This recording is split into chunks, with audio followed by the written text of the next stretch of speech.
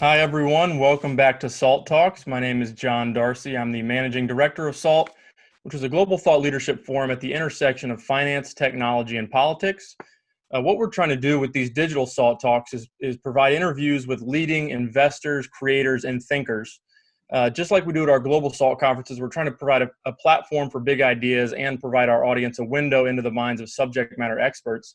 And today we're very excited to welcome Stephanie Kelton to SALT Talks. It couldn't be more topical. Her book couldn't be more topical, and we'll talk about that book in a second. But Stephanie is currently a professor at Stony Brook University. Earlier this month, she released a new book called The Deficit Myth, Modern Monetary Theory and the Birth of the People's Economy, which is already a New York Times bestseller, and congratulations to Stephanie on that. She is a leading authority on modern monetary theory, which is a new approach to economics that has gained increasing popularity in recent years. Her work is particularly relevant given the large deficits that have been run by the U.S. government in the wake of the COVID-19 pandemic. So again, we're very excited to have her on given the timing. In addition to her many academic publications and the book that we mentioned, she's been a contributor at Bloomberg Opinion. She's written for the New York Times. She's written for the LA Times, U.S. News and World Reports, contributed to CNN, among many other outlets. She has worked both in academia and in politics. She served as the chief economist on the U.S. Senate Budget Committee as a Democratic staff in 2015, and as a senior advisor to the Bernie Sanders 2016 and 2020 presidential campaigns. Politico called her one of the 50 most influential thinkers in 2016, and Bloomberg listed her as one of the 50 people who defined 2019. Barron's named her one of the 100 most influential women in finance in 2020. So her work is gaining increasing visibility. She was previously the chair of the Department of Economics at the University of Missouri at Kansas City. If you have any questions for Stephanie during today's talk, please enter them in the Q&A box at the bottom of your video screen. And conducting today's interview is going to be Anthony Scaramucci, the founder and managing partner of Skybridge Capital, a global alternative investment firm. Anthony is also the chairman of SALT, and I'm going to turn it over to Anthony for the interview. John, thank you. And Stephanie, congratulations on the book. I understand now it's a New York Times bestseller, and so fantastic on that. And I read the book after I read Zach's book, and so I think it's interesting, and I would encourage everybody to go to the Politics and Prose podcast where Zach Carter, who we had on last week, and Stephanie are together talking about John Maynard Keynes and deficits and why they do matter, but there's some myths related to deficits. But before we get in there, Stephanie, can you tell us a little bit more about your background? What got you so interested in this? And tell us a little bit about what you described to be a Copernican moment where you're having a eureka about how economics is actually working. Sure. Well, first, let me just start by saying thank you for the opportunity to come spend some time with you and your viewers today.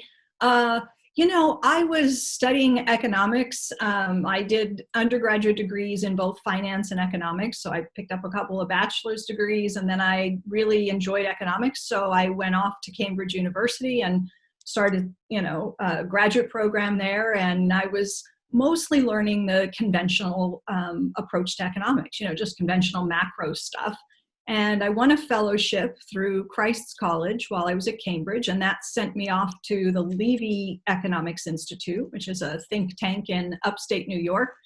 And that's where I first started to encounter really these sort of ideas. And they actually came to me through someone named Warren Mosler. And Warren was a Wall Street guy. He comes from the finance world. He had written a little book, and he called it Soft Currency Economics. And he called it that to distinguish it from hard currency, right? From gold standard or fixed exchange rate frameworks, monetary systems. And so Warren wrote this little book and started circulating it. He really wanted to talk with, economists at top universities, and he was reaching out to people at Harvard and Stanford and Princeton and so forth. And nobody really wanted to engage with him. And at some point, he stumbled on a group of economists in an online forum and started exchanging ideas. And so, in 1997, I guess I got this little book and I read it. And it flipped my worldview upside down. I couldn't wrap my head around it. It couldn't be right. I kept thinking, it can't be right. It can't be right. because it went so counter to everything that I had been trained to understand about government finance and taxes and stuff. But here was this really smart guy, and he had it all laid out. He had the accounting down. You know, he had it all in balance sheet form. And it's really hard to pull the wool over somebody's eyes when you're dotting the I's and crossing the T's and writing out the T accounts. And so I kept looking at it, and it just bothered me that I couldn't kind of shake the ideas. So I went searching to see if Warren might be right. And I started reading Treasury and Fed manuals and talking to people at the, debt management, trying to figure out all this stuff and whether it really worked the way Warren believed it did. So I'm getting to the end of this story here. Basically, I convinced myself through a bunch of research that Warren's ideas were sound, and that what I had been trained to understand, some of the models about government budget constraints and that sort of stuff, were just not applicable with the monetary system that we have today. I want you to keep going, Stephanie, where you feel you need to. This is an interview about you. And so you mentioned in the book, which I've also found fascinating, is that, we see the government the way we see ourselves or our household or our business. And so, but we're not originators of currency. We're actually users of currency, to use your words. And so governments can effectively originate currency. And then you mentioned in the book, well, think about our debt. It's 23 trillion. We could get rid of it with one electronic keystroke. But I don't think you 100% mean that either, right? So where should we be as it relates to deficits? You also write in the book that deficits do matter. So lay out for us what modern monetary theory is, and put it into the context of people that got trained like me and people that got trained like you before you had this sort of eureka moment. Okay, so there's a lot there. Let me see if we can unpack it all in some bite-sized pieces. So the first bit you mentioned is really kind of at the core of MMT, the idea that we have to recognize that the federal government's budget works differently from a household budget. And the thing that distinguishes the federal government from everybody else is the fact that it's the issuer of our currency. In fact, it has the sole legal authority to create the US dollar, right? It's the issuer of our currency. I can't do it. You can't do it. Private businesses can't do it. And state and local governments can't do it. You're thinking, Stephanie, that some of my relatives have done that in the past, but I assure you that that's not true. Okay, keep going. A lot of people try, and you end up in an orange jumpsuit because it's illegal to counterfeit the currency. And so, it would be nice if the rest of us could be currency issuers. You wouldn't have 50 governors running around imploring Congress to provide some aid right now as their budgets are falling apart. If governors could take care of this themselves, because they could just issue the dollar, they'd be fine, but they can't. So we start with that recognition that the federal government is the issuer of the currency, and therefore a number of things follow. One, it can never run out of money. Okay, President Obama, when he comes into office, he's newly elected, and within a matter of months, he sits down for an interview. And you remember, the economy is falling apart. We're sliding into the Great Recession. He's asked, at what point do we run out of money? And his response was, we're out of money now. Those were his words, we're out of money now. Okay, so the federal government can never run out of money. It can't have bills coming due that it can't afford to pay, unlike a household or a small business or a large business, right? It can't go broke, can't be pushed into bankruptcy. So what about the deficit? What are the implications for the deficit? Well, look, the people get very anxious about the idea of the government running fiscal deficits. They believe that they're inherently irresponsible. It's evidence that you're mismanaging your finances. You should live within your means, where I hear that all the time. The deficit is, just the difference between two numbers. The one number is how many dollars the government spends into the economy, and the other number is how many dollars the government subtracts away from people in the economy, right? That's all it is. So if the government is spending more dollars in than it is subtracting away, we label it a deficit. But what we forget, and this is something MMT helps to remind us, is that, if they spend 100 in and they only tax 90 away, somebody gets 10. That their deficits result in financial surpluses in some other part of the economy. So that's a first and key point. And it really comes from the work of Wynne Godley, who was a British economist who developed all this through sectoral balance framework and so forth. But their red ink is our black ink. Okay, so as I like to say, every deficit is good for someone, right? The question is for whom and for what are those deficits being run? So then we get to the question of the debt, because fiscal deficits result in the accumulation over time of what we call the national debt. And in the book you just mentioned, I have a section where I say, look, if we could pay it off overnight if we wanted to. We could talk about that section here in a minute.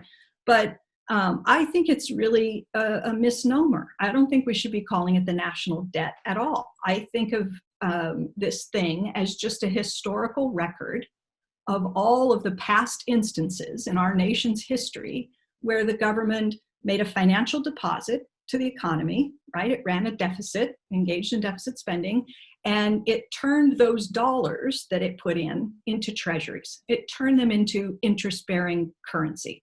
And that's really all that is. You know, it's an interest-bearing form of the US dollar. So let me ask you this question, because I often get asked this question as an investor. If you go back to the gold standard, and we unclipped ourselves on August 15th, Richard Nixon made that decision. He then quipped that we're all Keynesians now, meaning that he was going to allow the currency to float. It was going to become a fiat currency. At that time, it was $35 an ounce. Today, gold is trading at $1,700 an ounce. And so strict monetarists would make the case, well, we devalued that currency by 98% in order to monetize and be able to pay our debt. And one of the negative consequences, potentially, and I'm interested in your opinion of this, is that it hurts middle-class people and lower middle-class people, because assets are tied to the currency. The asset, if I'm in this home and it was worth $1 in 1971, it's now worth $10. But if I'm a wage earner with no assets, my wages, in fact, haven't caught up with that monetization, if you will. And so what's your reaction to that? Well, I have a lot of concerns about the, median income and average earnings and low wage earners, and what has happened really to the pattern where wages used to keep pace more or less with productivity growth. And then something changed and productivity growth continued its upward trajectory, and the real median wages just flattened out. And I don't think that has to do with the fact that we untethered our currency from gold. I think it has to do with a lot of things, including over time globalization, the decline of unionization rates, and so forth. So I don't see it as a byproduct of abandoning the gold standard. But we would make the case, though, that there has been fairly dramatic inflationary periods in the United States. Some classical economic theory would suggest that that is related to things like fiat currency, and it's related to things like, not adhering to those classical principles that you and I both learned. And you would say, what about those periods of time? Well, we haven't actually had very many. I mean, it depends what kind of an arc of history you want to look at. When we were on the gold standard, what we confronted regularly was deflation. We had depression after depression, not recessions, but actual depressions, and we had many of them. And those depressions occurred, in an environment where prices would collapse. And so deflation is a far more serious and was a regular sort of threat under the gold standard. But we haven't had really periods of problematic inflation post Bretton Woods, post Nixon closing. Let's go to the 70s for a second, where we're running pretty high inflationary rates, and we got the long-term bond up to 16 or 17%. So what would you say was the causality of that? Well, a lot of things. Oil price shocks, the Vietnam War, maybe Volcker. Now, this might surprise you to hear me say this, but people assume that when the Fed raises interest rates, that is how you reduce inflationary pressures. But in MMT, and I have a little bit about this in the book, I don't go into it in any detail, but I've written a paper on this as well. Raising interest rates raises borrowing costs, right? And to the extent that firms are leveraged and they're able to pass on to end consumers the increase in interest rates in the form of higher prices, it's possible that raising interest rates doesn't actually quell inflationary pressures, but it actually fuels an acceleration in prices. So a lot of things could be happening there, and some of them might be counterintuitive. So let's fast forward right up to 2020.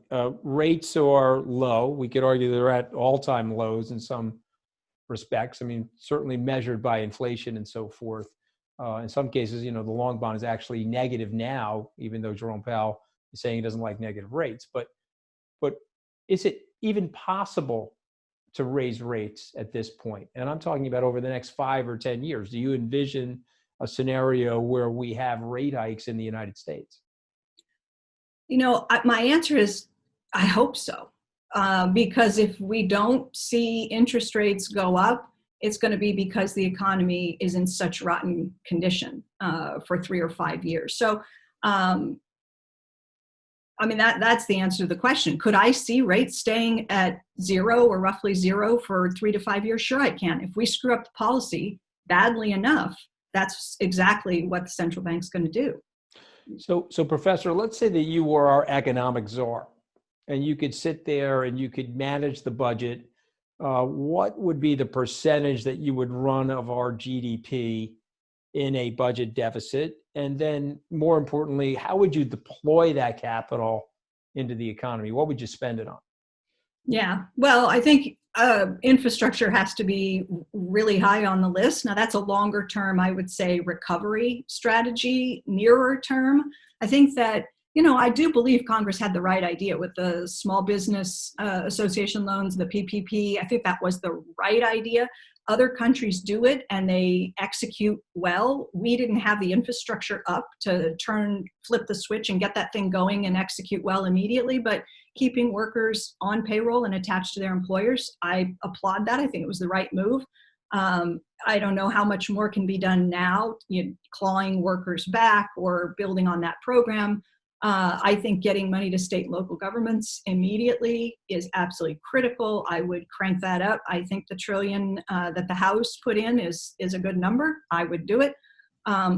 Looking longer term, yes, I think that a massive infrastructure project is the right way to go. We've deferred maintenance on our nation's infrastructure for probably a decade, and the problem just grows bigger and bigger every year. There's so much work that needs to be done. That's usually a bipartisan sort of thing. Both Republicans and Democrats understand that's a proper place for government to make investments. I would do lots of that.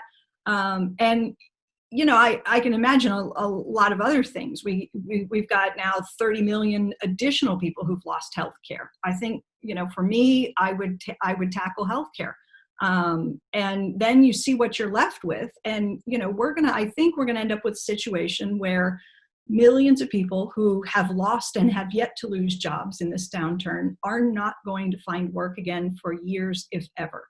And for them, I think it makes sense to explore programs like FDR implemented in the New Deal era, the Works Progress Administration, a CCC, a national youth. We can't have millions of young kids walking around unemployed in an environment where the tensions are high and people are desperate. You can't have that. Well, I'm certainly in that camp. We certainly have to figure that out, because that inactivity, my grandmother would say that idle hands is makes for the devil's work. But you deficit spending. Let's talk about percentages. So what would you spend? Would it be? I don't think anybody knows that, because 3 years from now, 3 years, it's just about the demand leakages, Anthony, for me, right? So how much space is opening up that needs to be closed off? And some of it will close itself as the government begins to spend through a multiplier effect. You'll get some bang for the buck, but then you just have to stand ready to keep in place enough fiscal support. Warren Mosler, if he was talking with you, he'd probably say,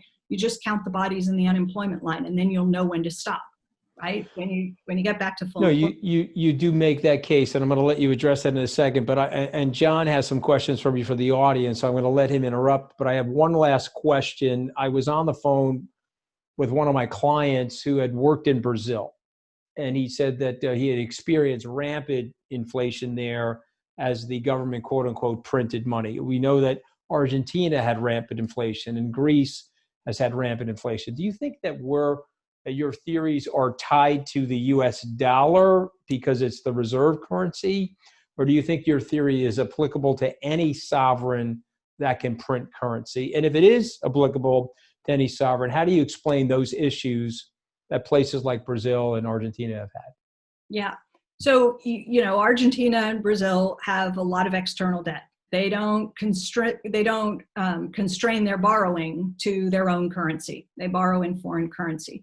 And you have countries that are very dependent upon a particular export, whether it's soybeans in Argentina, whether it's oil in Venezuela. You become really dependent upon revenues from one or two key export industries, and then all of a sudden there's a collapse in the price of that thing, and you're in real trouble because your budget is built around being able to finance spending based on that anticipated cash flow. When it starts to dry up, you're in trouble. You got countries like in Zimbabwe, for example. People often raise Zimbabwe or Weimar Germany or something. Milton Friedman, of course, famously quipped that inflation was always and everywhere a monetary phenomenon. And people have said it's always because you got too much money chasing too few goods. But what usually happens in these hyperinflationary episodes is that you end up with a too few goods piece. Something happens on the supply side. There's a shock. In the case of Zimbabwe, Mugabe comes to power. He wants to reward the freedom fighters. He takes land away from white farmers, redistributes it to the blacks, the freedom fighters, and they don't know how to farm the land. And so you end up initially with huge food shortages in an agricultural economy, and they're forced to import food to feed the population. And they're printing money to do that, and you get hyperinflation. So my answer is that look to the supply side and look to countries that are borrowing in foreign currency. You don't have to look far to see Japan, right? Japan's not the US. Japan's got the largest debt to GDP ratio in the entire world. They still are battling deflationary pressures. They haven't been able to get inflation up to 2% in 3 decades or so. Is that a demographic phenomenon exclusive to Japan, or are there other factors there? Meaning that aging population and the upside down pyramid of that is causing that, or are there other things?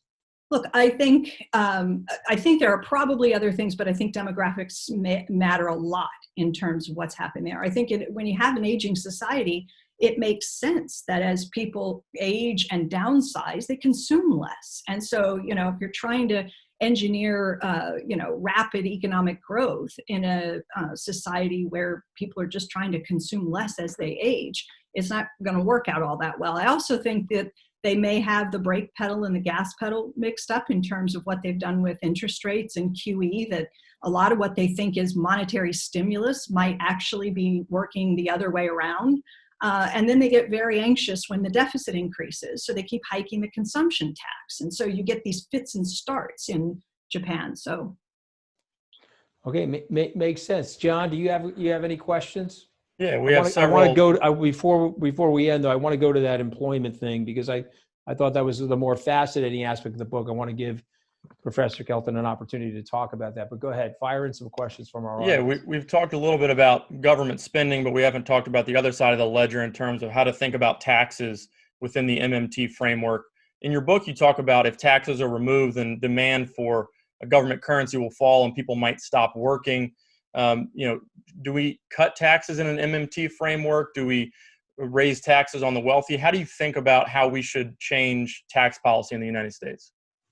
Well, it depends where we are in terms of, the economic outlook. What would I do with taxes right now? I sure wouldn't be raising them. So I think that I'm a Democrat, but I'm not allergic to tax cuts. I think tax cuts are perfectly reasonable fiscal policy, provided that they are designed to aim that benefit on the other side, that the windfall goes to people who are going to turn around and spend that money back into the economy. So can you just eliminate all taxes and expect the economy to continue to function and government to be able to provision itself with resources? No. So yeah, you're right. In the book, I talk about if you want to start a currency from scratch, historically, one of the ways that governments have done this is to impose a tax on a population of people, right? They say, you are now subject to this tax. And what MMT points out is the government can't collect the tax until it first spends that which is necessary to pay the taxes. You got to spend the currency first so that somebody can have it and turn around and use it to pay the tax. So taxes are important. They can help you start up a currency, maintain the value of the currency. They allow you to make adjustments to the tax code so you can impact distribution if you want to do that.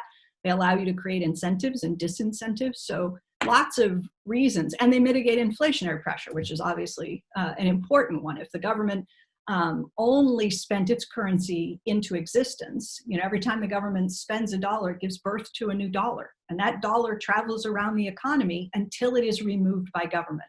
Only the government can take it back out. So you write your check to the IRS, that is the death sentence for the dollar. That is where the dollar goes to die. So it has a life cycle, and the government regulates inflationary pressure by avoiding spending too many of its dollars in and allowing them to travel around. So it subtracts some from our hands over time. Thank you. The next question, we have a couple questions about universal basic income versus a federal jobs guarantee. So you talk a lot about federal jobs guarantee as being a prescription for solving a lot of the ills that we have in our society. And you talk about how Warren Mosler believes that you should just continue to spend until you get that unemployment rate down to zero. In what scenarios do you think universal basic income is the most effective prescription? And what scenarios do you think a federal jobs guarantee is most effective? And right now, what would be your solution? Yeah. Well, for me, it comes down to what problem are we trying to solve? So I've engaged in a lot of conversations with people who are advocates of UBI, and very often they say the reason they like the UBI is because they want to fix poverty, right? They want to address poverty. I am an advocate of the job guarantee because I want to fix involuntary unemployment. I want to eliminate involuntary unemployment. But this is an environment where, things have changed since 2019.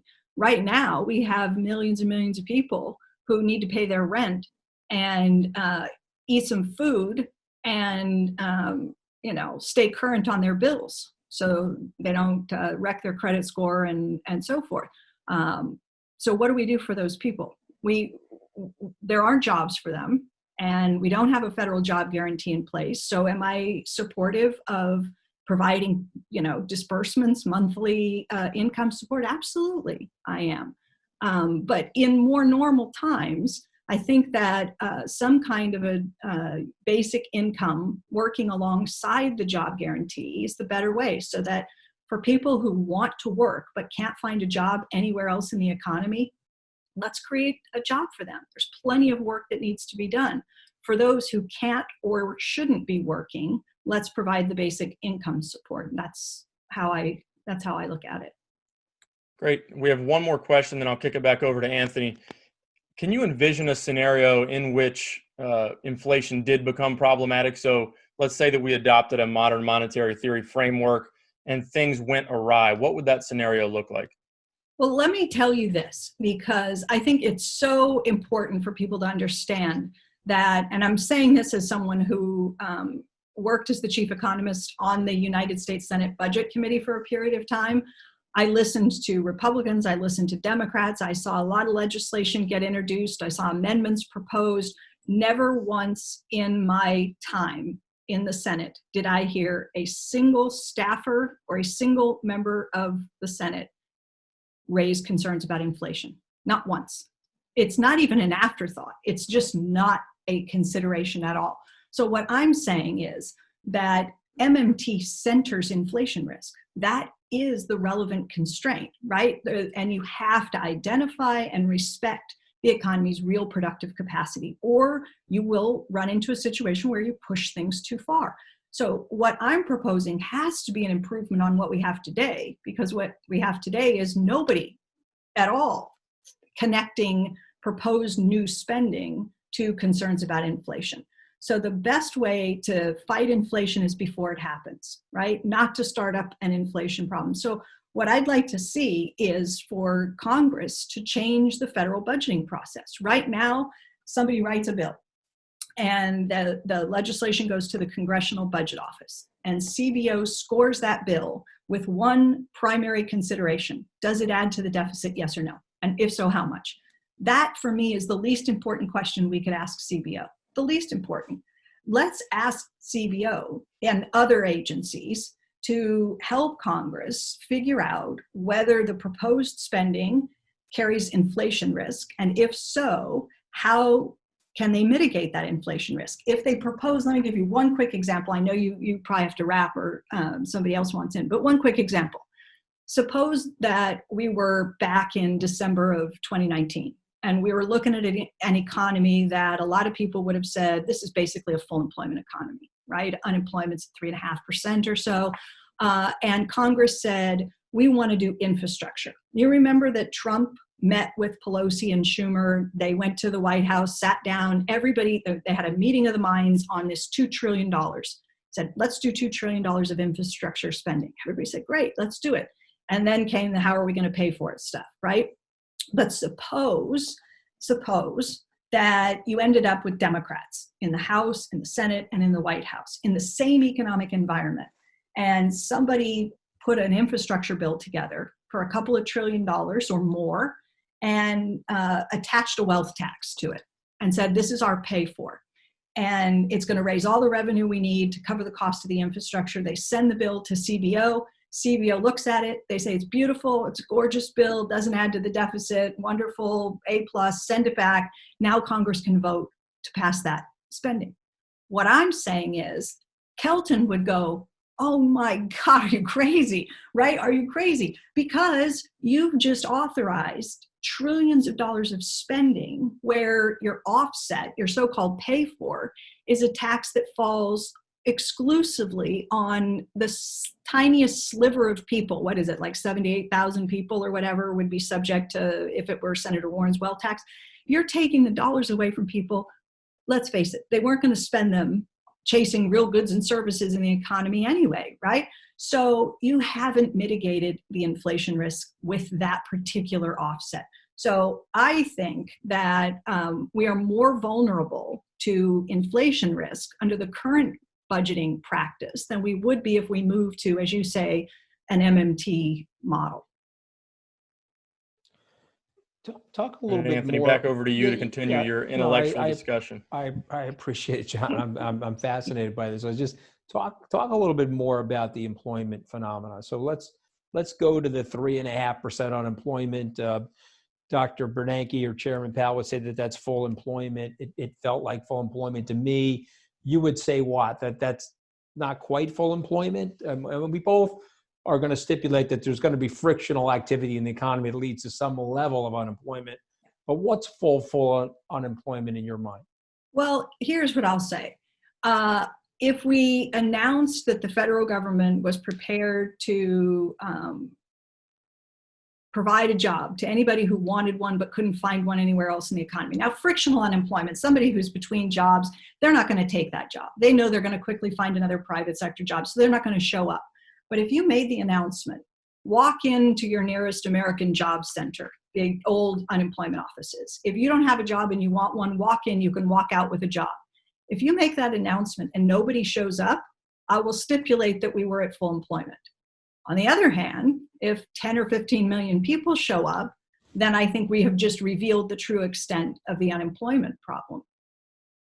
So in other words, you don't know unless you have an option in place. But I think we also want to say you're going to want to get a job that is paying you more than, say, your unemployment benefits, right? Or you want to get a job that's paying you more than the workers' comp that you may be getting from some other job that you can no longer do. Would that be fair to say?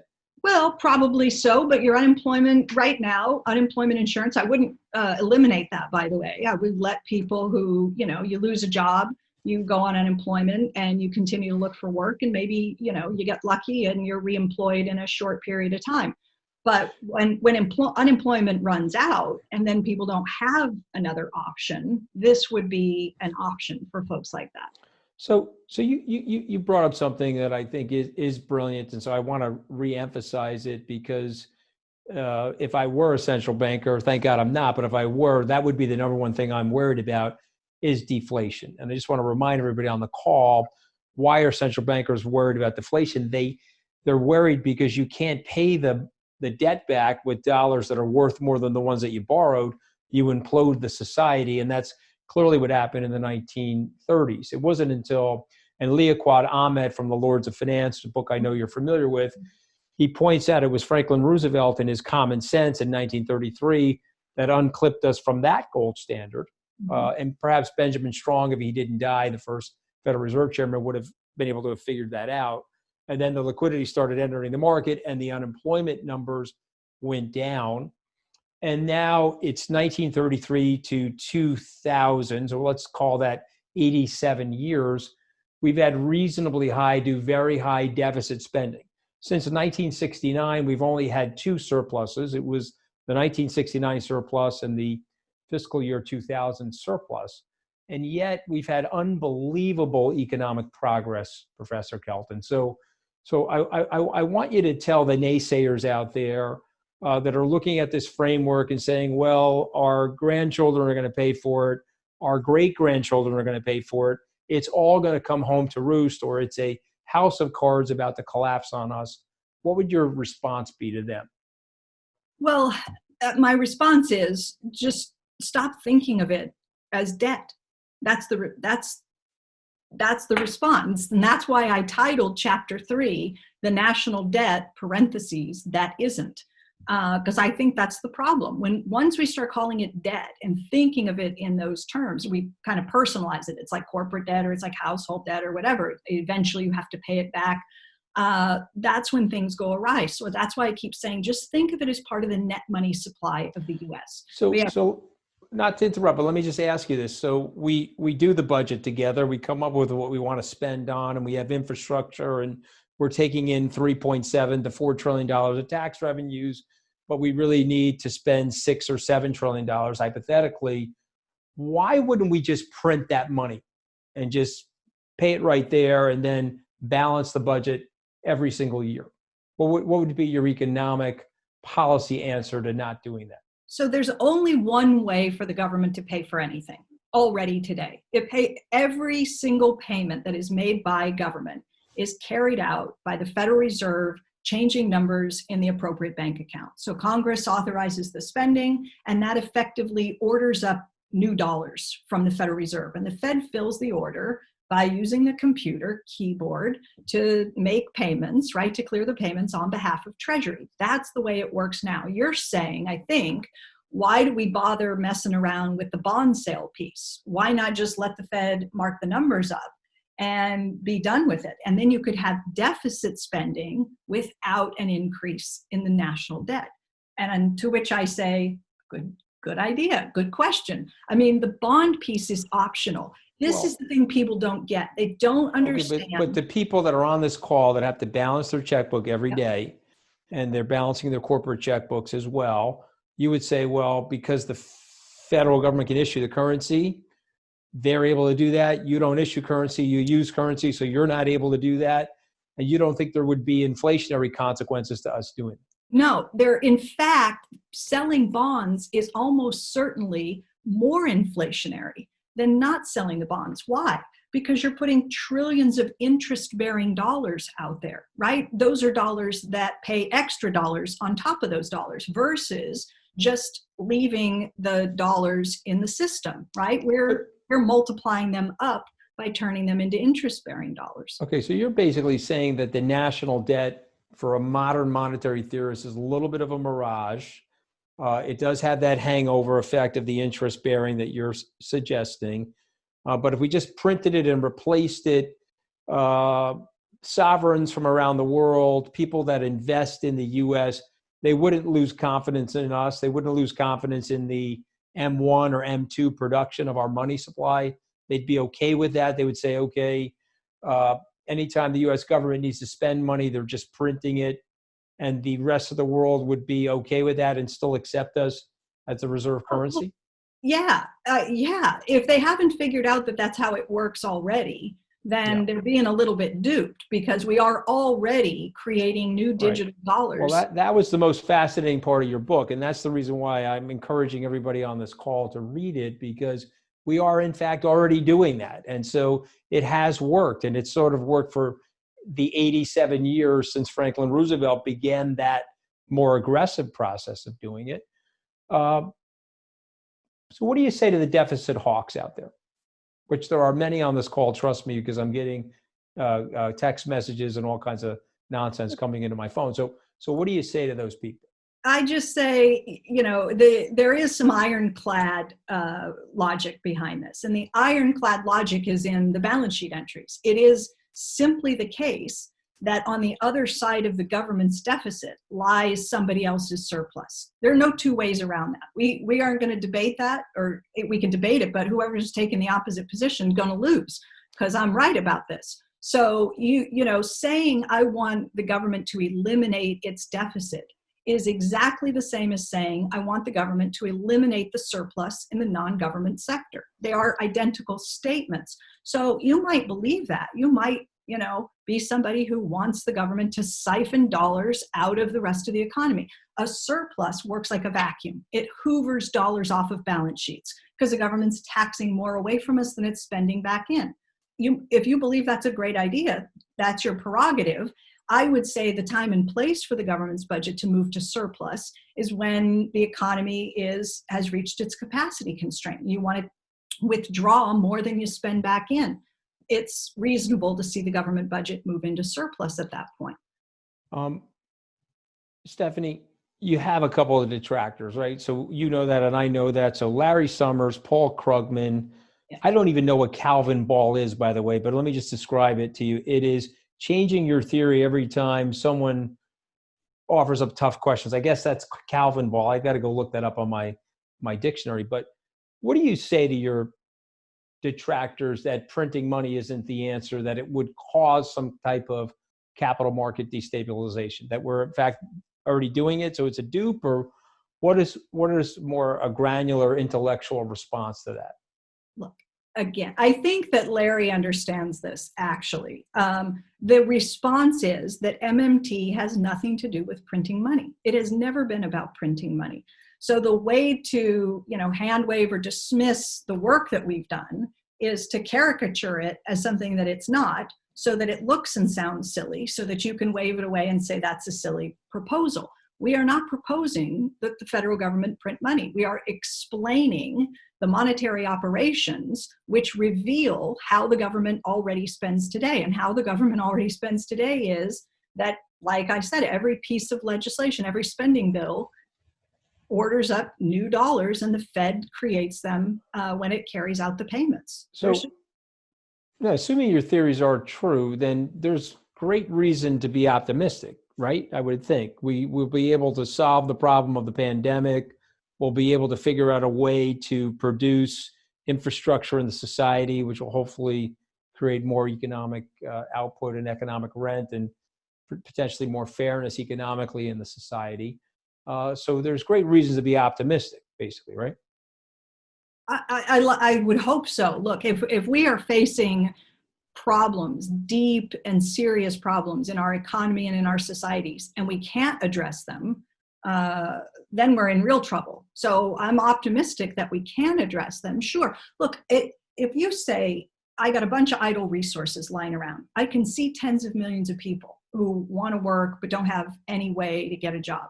I can see businesses that have a lot of capacity. I got, there's no construction boom going on. So I see all of these, it's heavy equipment. I see companies that can manufacture this stuff.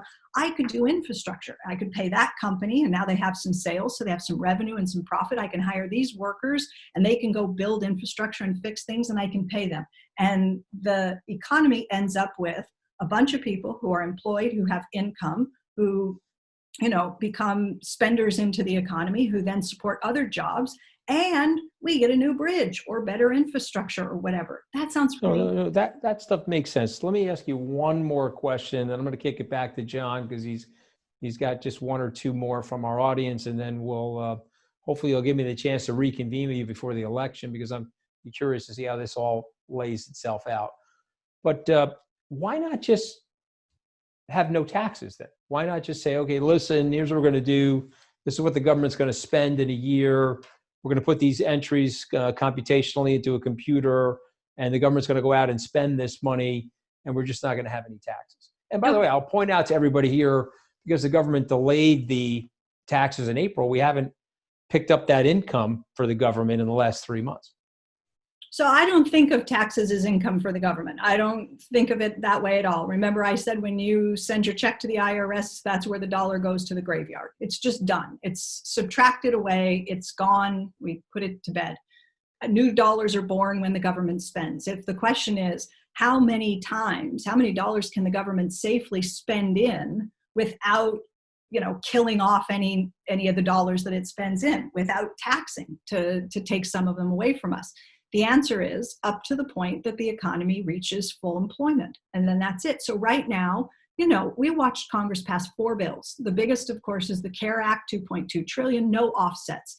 That's pure spending, no paired with an increase in taxes. The House has passed a $3 trillion bill, the HEROES Act. There are no offsets there. That's another $3 trillion that would enter, but over time, some of those dollars would come back because people earn $1, you pay tax. So, some of that is going to get sent to the graveyard.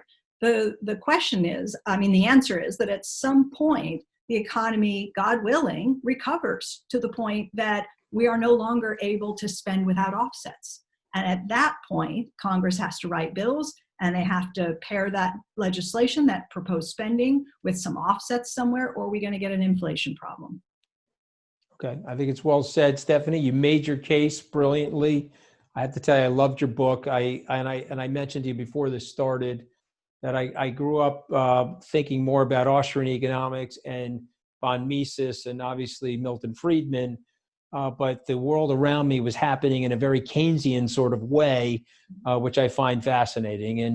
And listen, you can't take away the economic progress that our society has had over the last 100 years, but we do have to figure out how to make that economic progress more fair, more, wider bandwidth for more and more people. John, do you have any more questions for the professor before we sign off? Yeah, a couple more audience questions. I feel like we could go for another 2 hours, but I'll wrap it up just with a couple quick audience questions. What's your views on cryptocurrency and whether they have a place in modern society? Well, I think they have found a place in modern society. I don't spend a lot of time. I don't think I've ever written about crypto. I don't spend a lot of time agonizing over its existence or non-existence, or people want to, invest in crypto. I have no problem. I don't see it as a, threat to the existing monetary system. It's not going to replace the US dollar or anything like that. All right, last question. Do you think we could turn US states into quasi-MMT sovereigns if we allowed the Fed to monetize the state issuance of US dollar denominated debt, which sort of seems like what we're doing with the Fed municipal lending facility? I think so. In a sense, if I understand the question correctly, could we effectively free individual states from their limited capacity to spend by having the Fed step up and effectively backstop them with currency issuing capacity? Yeah. All right. Well, that's all we have. Thanks for going a little overtime with us, Stephanie. Again, her book is The Deficit Myth. It's available at all major booksellers. As Anthony said, we would highly recommend that you buy it and read it, even if you maybe have different preconceptions about economic theory. I think Stephanie's book, Professor Kelton's book, will open your mind to possibilities. And as Anthony said, we hope that you're right, and it would allow us to spend more and solve a lot of problems in society. So Professor Kelton, thanks so much for joining us, and good luck. You're on the New York Times bestseller list now. We hope you continue to climb that list. Thank you both very much. Thanks for having me. Congratulations, Professor. We hope to see you soon. Thanks, Anthony. Take care.